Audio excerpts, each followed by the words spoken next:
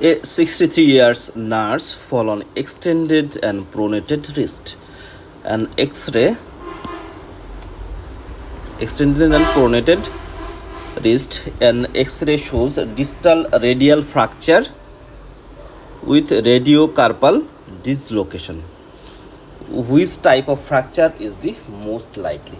So a nurse fall on outstretched hand and develop the distal radial fracture and radiocarpal dislocation. What is the fracture name? The options are the Bennett fracture, Barton fracture, Potts fracture, Smith fracture, and Montagia fracture.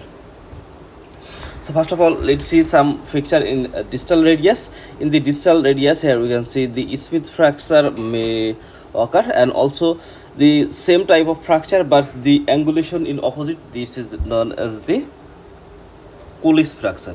So the Colles fracture or reverse Colles, which is the Smith fracture, it may occurs in the distal radius. But when there is associated with the joint involvement, here we can see this is the fracture of the distal radius, but it involvement of the joint or articular surface.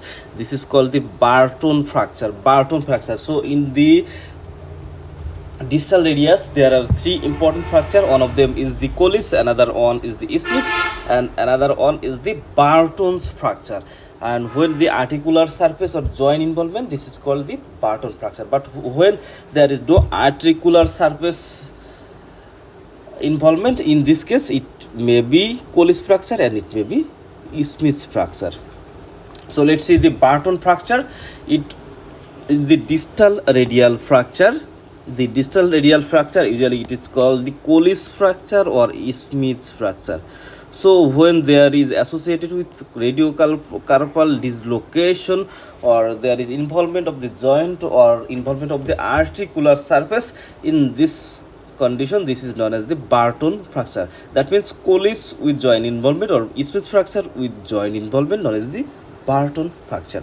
And it occurs due to fall on the extended hand and pronated wrist, and its involvement of the joint is the defining feature. That means in the Barton fracture we have to keep in mind that the involvement of the radiocarpal joint. So here we can see the radial fracture with radiocarpal dislocation on joint involvement. It is the Barton fracture, not anything.